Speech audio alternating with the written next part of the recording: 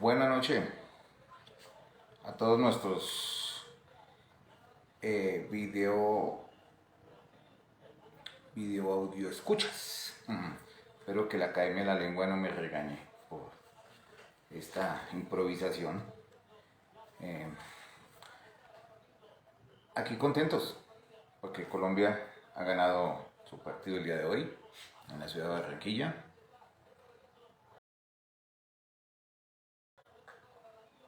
Con el sonido de fondo del partido Brasil-Perú, que está en el minuto 32. Doy la bienvenida a todos los que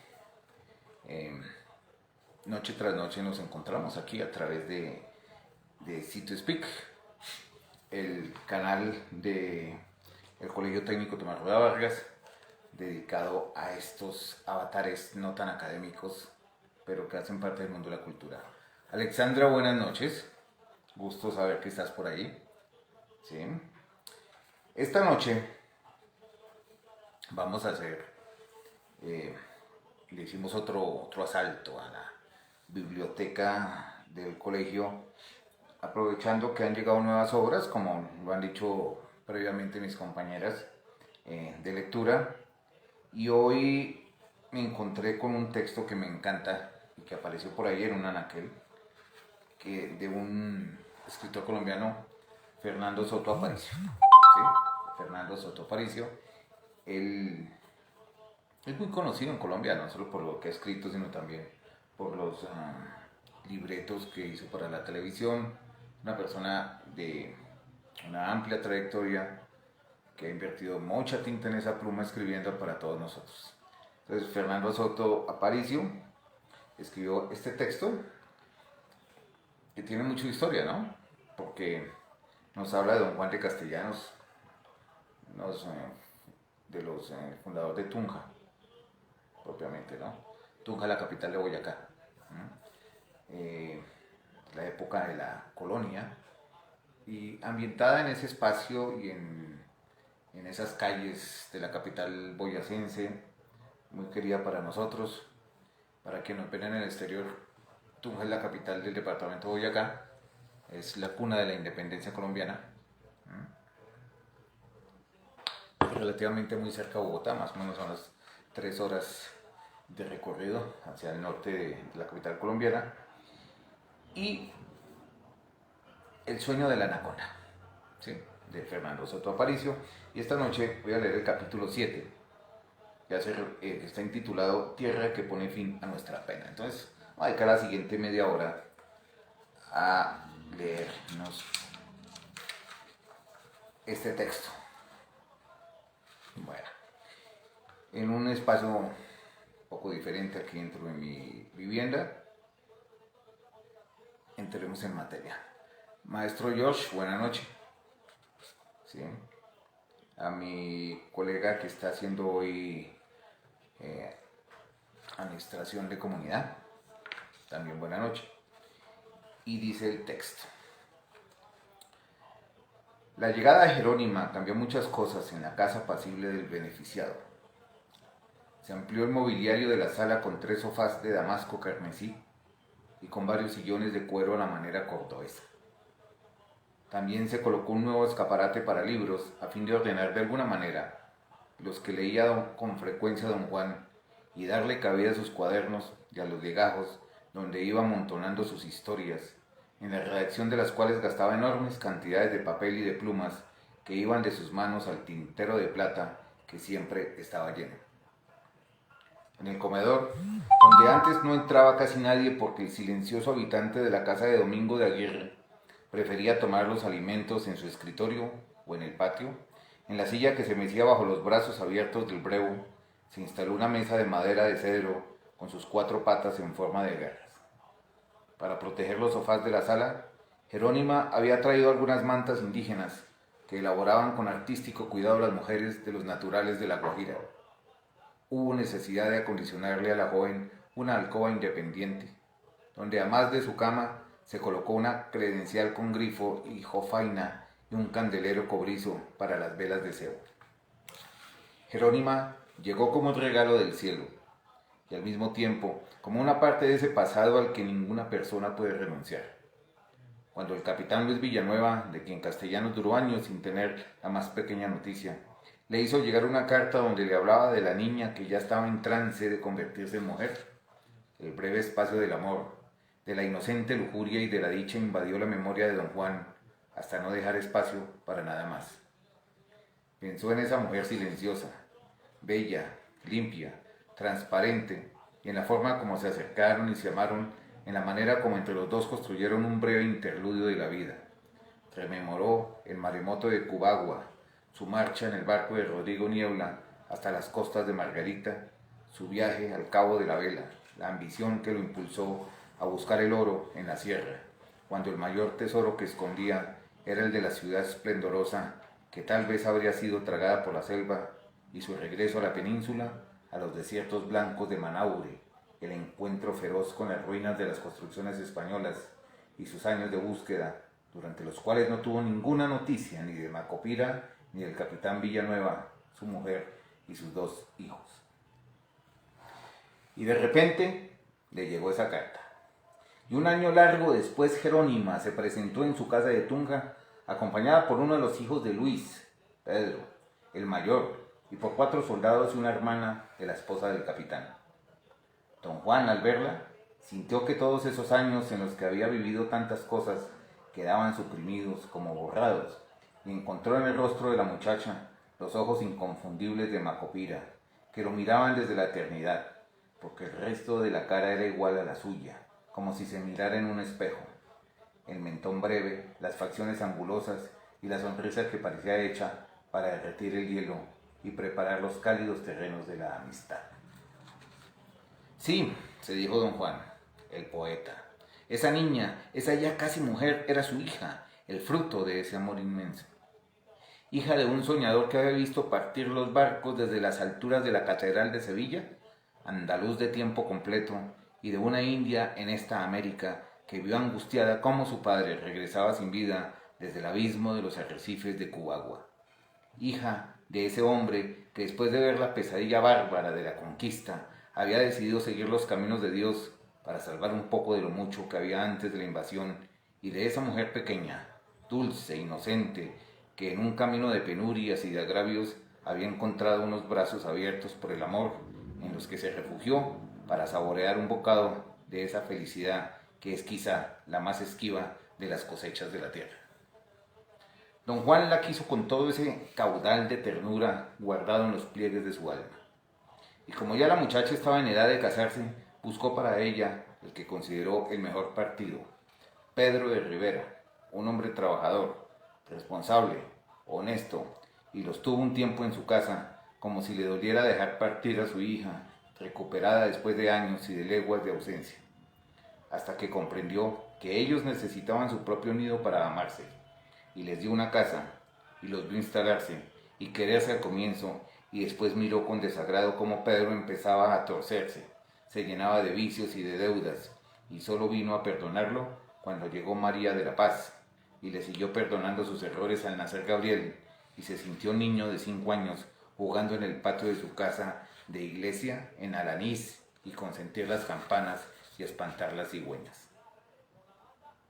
El aire estaba frío, pero tan limpio como si lo estuvieran estrenando. Era el vestido nuevo que la ciudad se ponía todas las madrugadas. El recogimiento y el silencio lo llevaron hasta el desorden y el bullicio de Sevilla, el otro punto de referencia en el mapa incompleto de sus andanzas. Tal vez, pensó de súbito, en ese más allá que comenzaba a abrirse ante sus ojos, indicándole el camino definitivo, pudiera encontrar al bachiller Heredia y abrazarlo con el corazón henchido de gratitud, porque al darle la palabra le abrió las puertas de la comprensión y del conocimiento, y sobre todo porque le había permitido nombrar las cosas de ese mundo nuevo en donde árboles, torrentes, ciudades, personas, animales, plantas, despeñaderos y montañas ya estaban definidos en otras lenguas, cuyos significados había podido comprender gracias a los desvelos que el cura de la catedral le había regalado cuando él, Juan, niño que apenas orillaba la adolescencia, tenía despierta la curiosidad por conocerlo todo. Esa facilidad de utilizar la magia portentosa de la palabra había ido surgiendo en los versos de sus elegías, a las que amaba tanto como a su iglesia de Santiago, porque sabía que las unas y la otra perdurarían mucho más allá de su fallecimiento y no lo dejarían ver caer en esa muerte definitiva del olvido. No necesitaban hablar para saber que estaban juntos, los tres. Siguió pensando don Juan, ese sobrino que había venido como él desde las costas de España, que presenciaron batallas, derrotas y victorias a lo largo de los siglos de lucha contra el moro. Ese hijo de su hermano Alonso, en cuya memoria debía estar fresca la casa de Alanís, el paisaje distante de la Sierra Morena, los chopos y los algarrobos y los olivos, y el sonido de los amaneceres donde se fundían en una sola música los balidos y los cencerros, los chillidos de las águilas reales que diametraban el cielo y el canto de las alondras en las filas oscuras de los álamos.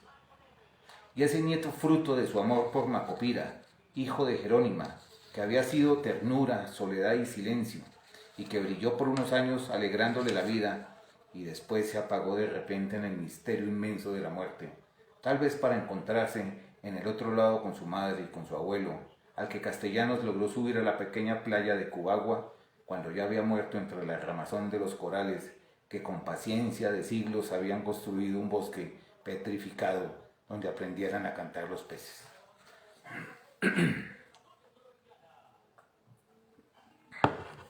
Empezaron a bajar, como en una ceremonia, porque para don Juan, que ya había pasado el límite de los 80 años, ese caminar de madrugada por las calles de la ciudad, de la que no había vuelto a salir desde que llegó como cura en 1562, luego de haber servido en la iglesia de Cartagena como párroco y como tesorero, y de ejercer su ministerio en Nuestra Señora de los Remedios del Río de la Hacha y en Tamalameque, era casi un acto sagrado, como una comunión con el paisaje frío y recogido y con sus habitantes de los que conocía historias y nombres, virtudes y pecados, necesidades y problemas. Respiró hondo, asimiló en el aire de la madrugada el olor de los fogones distantes, dejó que entraran en su espíritu las ensoñaciones, los sufrimientos y las esperanzas de quienes se habían refugiado bajo las alas abiertas de esa tunja maternal, y fue midiendo sus pasos, disfrutándolos, saboreándolos, porque sabía que ya nunca más podría subir a las colinas que dominaban la ciudad para verla despertarse en el centro del amanecer y en toda la mitad de sus paisajes. Andando por caminos que no existían, vadeando ríos más bravos que los tigres, huyendo de los pantanos infestados de serpientes, esquivando los ataques de quienes se defendían de la invasión, Juan había sentido la presencia de un poder extraño que no lograba definir y que la mayoría de las veces no podía entender, pero que existía, tan permanente como el aire, tan definitivo como el tiempo. Intentaba ponerlo en razones comprensibles para su concepto del mundo, pero se le escapaba. Aunque sabía que acompañaba sus pasos, no conseguía definirlo ni agarrarlo. Estaba ahí como la luz que no podía guardarse en una mochila, pero que en cambio llenaba el universo. Juan sabía que a medida que penetraban en esos bosques ancestrales los árboles hablaban. De un lado a otro avisaban de la presencia de los extraños. Estaban acostumbrados al paso quedo y sigiloso de los indios, y el ruido de las botas delataba a los forasteros. Y los arcabuces propiciaban la caída de las hojas y de los frutos, y por eso los monos, las garzas y las bandadas de loros eran conscientes del peligro. Y también se avisaban las orugas y los grandes churruscos, y hasta los hongos que crecían entre las hojas muertas. El golpe de los macheteros que intentaban abrir un claro entre la maleza lo sentían los bejucos, y les comunicaban su temblor a los grandes árboles de nombres desconocidos. Y la flor oía las palabras y las guardaba para aprenderlas, o se las repetía a los gajos más altos.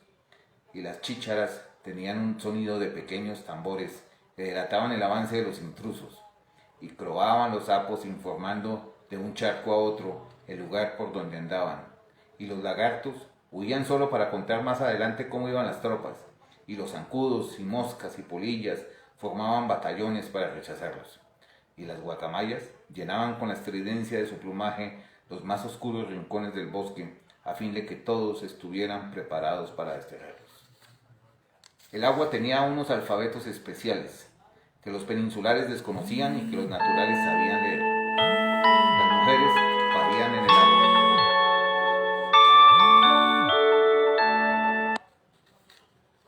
Disculpen.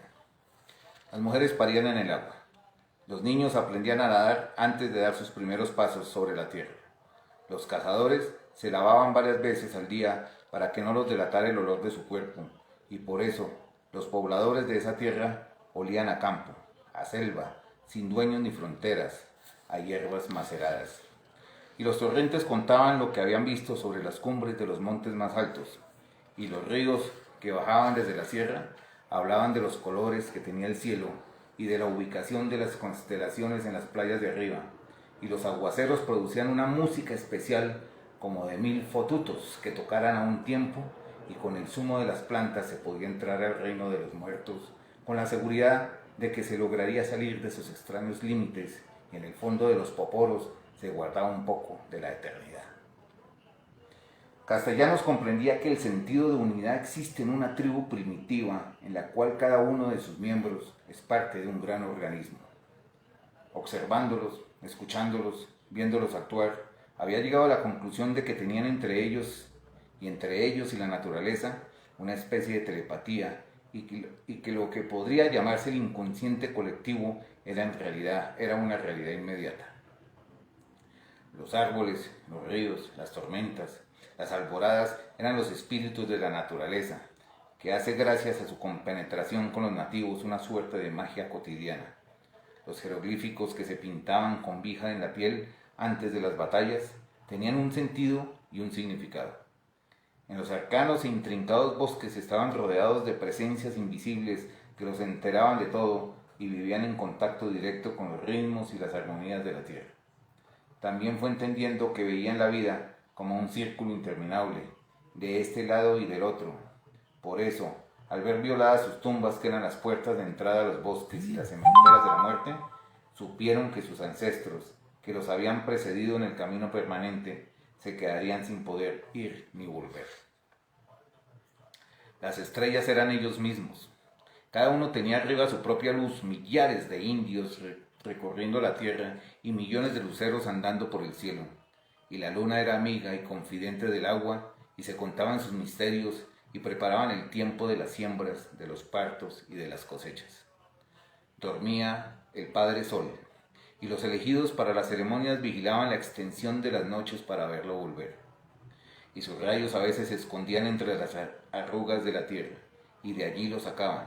Lo sometían a procesos en los que eran expertos los orfebres para elaborar pájaros, peces, caimanes, sapos y figuras que tenían voz para comunicarse con quienes desde lo alto vigilaban el ir y venir de los días, de las vidas, de los sueños y de las barcas de tela de araña, donde debían viajar al otro lado, a cazar venados de neblina y a vigilar las cosechas de espigas luminosas por donde viajaban los que ya se habían ido. La magia estaba en todo, pensaba Juan, y le dolía que los aventureros con los que había venido capturaran esas palabras de oro con que los indios le hablaban al dios Sol, y las fundieran, las destruyeran, las callaran, y por ahogarlas al quitarles el inmenso valor dado por el trabajo de convertirlas en vocablos en oraciones y plegarias. Juan sabía que habían dejado mudo para siempre a un mundo que tardaría siglos en volver a encontrar la posibilidad de su propia palabra.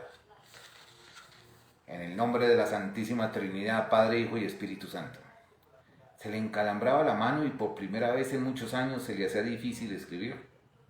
¿O era que le dolía el alma porque al redactar su testamento estaba enfrentándose de manera definitiva e irreversible con la muerte? Recordó la fecha, 4 de junio de 1606. Ya iba para los 85 años, y eso era mucho tiempo, sobre todo en una época en que la mayor parte de las personas moría antes de cumplir los 50. Además, esa mano había permanecido escribiendo durante mucho más de medio siglo, y antes, recordó con un escalofrío, supo de las batallas, de las heridas y la muerte, pero también se dijo y se le aquietó el alma, logró conocer las caricias, la dulcedumbre de un cuerpo entregado, la presión de otra mano, la forma de un rostro y la suavidad del cabello, la tersura de unos labios, el diámetro elástico de unos senos jóvenes, y alcanzó a palpar la curvatura de un vientre en el que crecía una vida nueva, que durante mucho tiempo creyó perdida, pero que le había llegado luego de años como una recompensa de ternura. Amarró los recuerdos y pensó en las cosas que le pertenecían. en lo que había ido guardando a través del tiempo, objetos ligados a sus afectos como el Agnus Dei de oro, el crucifijo pequeñito que siempre había llevado al cuello y que sería para su nieto Gabriel, o pertenencias de otro orden como las 1000 ovejas que tenía en Tunja, de las cuales serían 500 para su sobrino Alonso. Don Juan era minucioso y preciso en el recuento de sus bienes, como había sido exacto y detallista en el relato de las batallas, de las penurias de los conquistadores, del heroísmo con que se habían enfrentado a una tierra salvaje cuyos dueños la defendieron hasta más allá de la muerte, en las razones que asistían a descubridores y letrados como sus amigos Gonzalo Jiménez de Quesada y González Suárez Rendón, en las cálidas discusiones que habían tenido con Lorenzo Martín acerca de la legitimidad de los endecasílabos y de las octavas reales, en la barbarie injustificada de quienes mancharon con la sangre enemiga el lento y doloroso proceso de la invasión, en las costumbres de los naturales, la organización de sus sociedades y jerarquías, sus creencias y sus leyes, y también en la descripción de sus paisajes y en la asimilación de voces nuevas, porque las cosas encontradas ya tenían nombre, ya existían, y porque era preciso que llamándolas permanecieran y se perpetuaran en el tiempo. Con ese cuidado que lo acompañó siempre empezó a relacionar sus pertenencias, desde un jarro de plata hasta un almirez de bronce, y después las personas que le debían dinero, y sus casas y solares en Tunja, en Villa de Leyva y en Vélez. Pero antes dejó ordenadas una larga serie de misas por su alma, y luego constituyó 2 capellanías en cabeza de su sobrino y de su nieto. Y en la medida en que iba repasando las cosas que lo habían acompañado en el transcurso de los años, las fue dejando a quienes las necesitaban, a quienes podían servirse de ellas, y abrió para los esclavos a su cuidado la posibilidad de reencontrarse con la libertad, y se ocupó del futuro de su nieta María de la Paz y de su sobrina María, la hija de su hermano Francisco. Pero no era solamente una relación de objetos lo que le ocupaba la mente en los lluviosos comienzos de ese junio, sino que la enumeración cuidadosa de elementos lo llevaba de la mano a lo que había sido su vida en esa bien amada ciudad de Tunja, en la que conoció el sosiego y la paz, y al mismo tiempo las envidias y las murmuraciones y las distintas máscaras de la hipocresía, y cuando se le vinieron en tropel sus diferencias y pleitos con el presbítero Juan de Cañada, o con el cura Cristóbal de Sanabria, o con Francisco de Murcia, o con Pedro Bravo de Rivera, que inicialmente había sido mayordomo de la iglesia, o con Bartolomé Moya, Francisco Abril, el mismo Benjamín Carrión y los que entre remates, incumplimientos y pendencias fueron adelantando la obra de la catedral, o con el sacristán de la iglesia mayor, Félix de Aldana, con quien aún se encontraba enredado en discusiones porque el beneficiado era transparente en sus cosas y no soportaba las trapisondas ni los abusos de confianza. Las espantó a todas y llamó en su ayuda a su proverbial sentido de la reconciliación, la ecuanimidad y la justicia, para poder terminar esa labor testamentaria mientras estuviera en su sano y cabal juicio, con el fin de no cometer ningún desaguisado y de no incurrir en el menor olvido. Y se ocupó de que su sobrino Alonso se encargara de averiguar qué había sucedido con los 3 tomos no publicados de sus elegías de varones ilustres de Indias, informándose con Joan Sáez Hurtado y con el capitán Joan de la Fuente, y que ordenara la impresión de al menos 500 ejemplares de cada tomo, y que lo que su venta produjera fuera destinado a sus hermanos Alonso y Francisco. Y en cuanto a lo que más amaba, sus cuadernos de apuntes y papeles, y los originales en los que había gastado ríos de tinta y años de vida, ordenó que se le entregaran a su nieto, el hijo de esa pequeña Jerónima, que fue como una ráfaga de alegría que pasó por su vida, recordándole que también la época de su amor con Macopira fue como el brillo de una de esas estrellas fugaces que alumbran antes de desaparecer y que con esa leve luz alcanzan a justificar la existencia del cielo. Corrían los niños por el huerto, jugando a esconderse entre los árboles. A Castellano las risas infantiles le recordaban de un solo golpe las castañuelas que había escuchado palpitar entre las manos de una gitana en un tablado flamenco de Sevilla, en la última de las noches que vivió en España antes de embarcarse con Baltasar de León en busca de la aventura del Nuevo Mundo. ¿No volvería a Alanís? Tal vez no, se dijo con un asomo de melancolía. Su vida ya estaba organizada en Tunja. Tenía compromisos insoslayables no solo con la iglesia, sino consigo mismo, con la una como beneficiado y además como directo responsable de la construcción de la catedral, y en lo estrictamente personal, con su empeño en seguir escribiendo sus elegías, con la esperanza firme de rescatar del olvido lo que la conquista había representado para quienes la ejercieron y también para quienes tuvieron que padecerla. Gabriel y María de la Paz le llenaban la vida. ¿Dónde estaba Jerónima?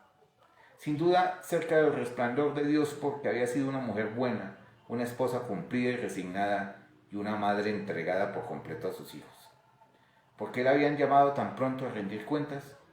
Ahora de ella le quedaba la nostalgia y también la obligación de seguir acudiendo en ayuda de su marido, ese Pedro de Rivera al que había sacado en ocasiones de la cárcel a donde lo llevaban por negocios tramposos o por deudas. Tal vez, si no lo abandonaba a su propio destino, podría enderezarlo y convertirlo en un buen padre, aunque lo dudaba mucho. Por eso los niños habían quedado bajo su techo y junto a su afecto, y en cuidarlos le ayudaba Barúola, que también había tenido una hija a la que bautizaron con el nombre de Angelina. María de la Paz se acercó con las manos escondidas tras de la espalda y con una sonrisa enorme amaneciéndole en la cara. Don Juan intentó dar una vuelta alrededor de ella, siguiéndole el juego, pero ella también se giró aún escondiéndole las manos. Y luego le mostró lo que ocultaba, una manzana, roja y amarilla, apetitosa y fresca. La niña la mordió y un poco del néctar de la fruta se le escurrió de los labios a la barbilla, mientras que en el fondo oscuro de los ojos, la mirada preciosa de Macopira le bailaba la risa. Luego se acercó Gabriel y la niña le ofreció la manzana, y reanudaron el juego, y sus voces volvieron a ser las castañuelas en la mano oscura de la gitana, en la noche bulliciosa de esa taberna mal iluminada en las orillas del Guadalquivir. Las risas se apagaron poco a poco, y el tiempo, que había ido hasta el pasado, se detuvo de nuevo en el presente. Don Juan avanzó por el patio de lajas hasta los comienzos del huerto, mientras la tarde caminaba a pasos lentos hacia el principio de la noche. Miró el viejo manzano que alguna vez trajo desde la villa de Nuestra Señora de Leiva y que creyó que no prendería entre los fríos de Tunja. Buscó una fruta que estaba a punto de caer de la rama porque le pesaba mucho la dulzura y la acarició amorosamente, y se le vino a la memoria el cuerpo frutal de Macopira, la tersa suavidad de su piel morena, la felicidad temerosa que le temblaba encima de la cara como una mariposa siempre lista para levantar el vuelo, la luz oscura de sus miradas de gacela, las pocas palabras castellanas que logró aprender, ese halo especial que le marcaba el cuerpo con olor de manzana por la cercanía de la maternidad. Y don Juan, desde sus largos años, le dio de nuevo gracias a su Dios porque había sido magnánimo con él en todo, y porque nunca le mezquinó nada de lo que le había dado un sentido profundo y un significado trascendente a su vida. Ese 27 de noviembre de 1607 amaneció lloviendo. Don Juan, que había ido perdiendo la agilidad y la firmeza de sus movimientos, apenas logró ir hasta la ventana y mirar la calle mojada, barrida por el viento. Cuando estaba devolviéndose hacia el lecho, entró Gabriel, y tras él Barúola, con un conocimiento de hierbas aromáticas con las que el beneficiado había tenido que reemplazar el chocolate mañanero. Y por último entró Alonso. Lo riñeron por levantarse solo, por no haberlos llamado en su ayuda, y él les dijo que le colocaran la ruana y que le sirvieran de muletas para ir hasta el corredor, donde quería instalarse en la mecedora en la que desde hacía semanas pasaba la mayor parte de su tiempo. A veces hablando solo, en ocasiones ensayando las palabras que debería decirle a Dios cuando lo tuviera presente, no solo como un juez, sino tal vez como un compañero de campaña, como un amigo del alma, ese Dios que era una fuerza inconcebible para dominar los planetas y las estrellas y evitar que se destrozaran en sus viajes por el universo, y era al mismo tiempo el tierno empuje que maduraba las ciruelas y pintaba de color el aroma discreto de los geranios. Lo instalaron en la silla, le abrigaron las piernas con una manta. Barúola vigiló que terminara el agua donde había mezclado hojas de hierbabuena y cidrón, de mejorana y albahaca. Le dijo que podía quedarse solo y que los llamaría en caso de que necesitara alguna cosa. Se fueron preocupados y don Juan dejó que los ojos se le llenaran con la dulce paz del huerto, en el centro del cual la mata de brevo seguía preparando desde muchos años atrás, desde que Domingo de Aguirre le dejó la casa para que nunca más saliera de ella, la pulpa azucarada de sus frutos. La gente a la que había aprendido a amar, los naturales de su América, ¿tenían derecho al futuro? Partiendo de las matanzas de la conquista, ¿dónde estaban ahora? En el duro trabajo de las encomiendas, en los túneles de las minas, en los corralones de las haciendas que los extraños habían construido en la tierra que había sido únicamente suya. Ya no quedaba nada de su idioma. Perdieron su noción de pertenencia a las montañas, al cielo y a la selva, y sus dioses habían sido lanzados a las tinieblas exteriores. Recordó el mito que le habían contado tanto el indio de Tamalameque como Francisco de Orellana cuando llegó con los restos de sus hombres a Cubagua. Después de que las autoridades lo dejaron andar libremente por la isla y que se refería a la anaconda como un inmenso caudal de vida en la que los indios habían llegado navegando desde la vertiginosa raíz del tiempo. La anaconda era la significación de la existencia que no termina nunca, y con el proceso de la invasión había caído en un profundo sueño del que tarde o temprano tenía que despertar. Tal vez para que la anaconda volviera a ser la corriente impetuosa y auténtica de la vida que les habían quitado, pasarían muchos siglos. Pero él sabía que así, como sus elegías eran la herencia que le dejaba la humanidad, también el despertar de la anaconda era el patrimonio con que los dueños de esa tierra construirían el porvenir.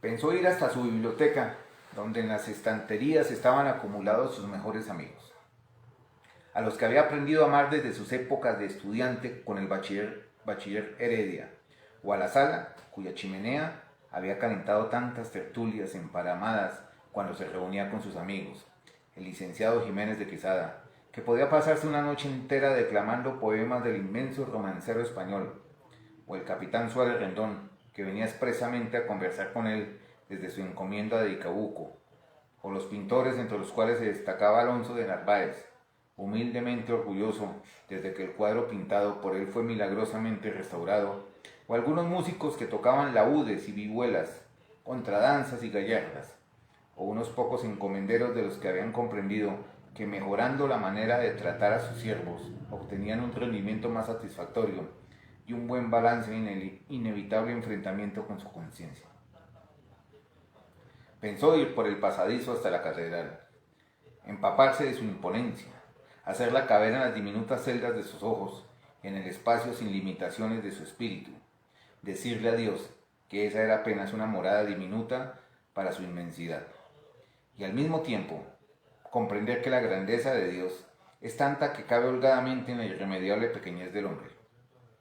Pensó en el rincón de esa su iglesia, donde había reservado un espacio para que reposara su cuerpo, ese mismo que iba desmadejándose, como empezando a disolverse, como comenzando a repartirse entre los dedos oscuros de la tierra, para ser después durazno y astromelia, para convertirse en espiga y estrella, y para ser, como destino final, olvido, memoria y eternidad.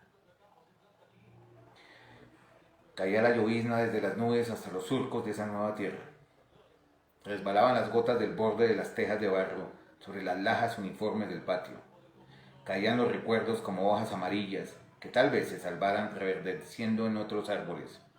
Y mientras se cerraban los párpados de don Juan sobre sus últimas miradas, caían también las campanas de los conventos y las iglesias de Tunja, destacando las pausas del silencio y midiéndole los pasos a la muerte.